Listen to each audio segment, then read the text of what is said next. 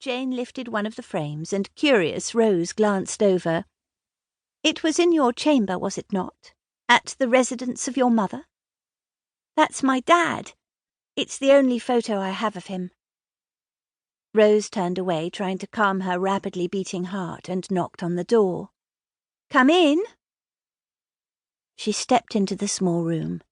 Aiden had his back to her, his gaze upon the open book on her desk, as he studied the instructions on how to fasten a Regency gentleman's cravat. "Aiden?" Rose's voice sounded hoarse to her ears. Are you ready?" He turned around, and she tried not to stare. How could someone so absolutely gorgeous look even more so? Aiden in full Regency attire had been the stuff of dreams before now. How was she supposed to deal with the reality? He frowned and looked down at his person. "Is something the matter? Did I put it on wrong?" Rose smiled as he met her gaze again. "Not at all.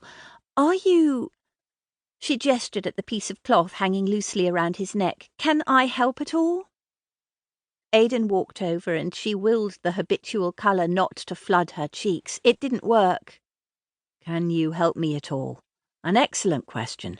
Let's start with why am I stood in your apartment dressed as I am, under the instruction of a woman who professes to be a long-dead author?" Rose bit her lip.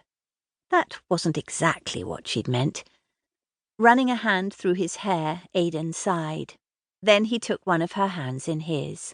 "Rose, less than an hour ago, you and I were... well, let's just say we were in the process of clearing up 3 years of misunderstanding, and now..." His voice tailed away as he took in her appearance at last. "You..." He swallowed visibly. "You look beautiful in costume." The heat in Rose's cheeks intensified, and she shook her head. "I'm not sure Jane would appreciate us calling these costumes." Rose waved a hand at his outfit. "Does yours fit okay? Is it comfortable enough? Here." She stepped forward, trying not to notice how close they were, and fashioned a knot in the neckcloth as best she could. Probably not up to Beau Brummell's standards, but it will have to do for now. I don't know how long we'll... Her voice faded, but Aiden raised a hand to touch one of her auburn curls where it lay beside her cheek. "Rose, what is going on?" "I wish I knew. But you must believe me, and Jane. She is who she says she is. She has a charmed necklace, and it allows her to slip through time." "How do you know it's true?" "Because..." Rose hesitated, then raised her chin and met his gaze firmly. "Because I do. A few days ago the necklace was lost, and she was trapped here, stuck in the 21st century. I was with her when it happened and saw all the consequences. She'd come from 1803 when she lived in Sydney Place, before she became a published author. Everything to do with her disappeared. I saw the evidence with my own eyes. I lived it." Rose shuddered. "It was a nightmare." She spoke softly now. "This is no joke, no illusion. I don't know why she's come for us, but please believe me." Rose's eyes pleaded with him, and Aiden held her gaze for a moment. "Show me at least this is real." "What do you mean?"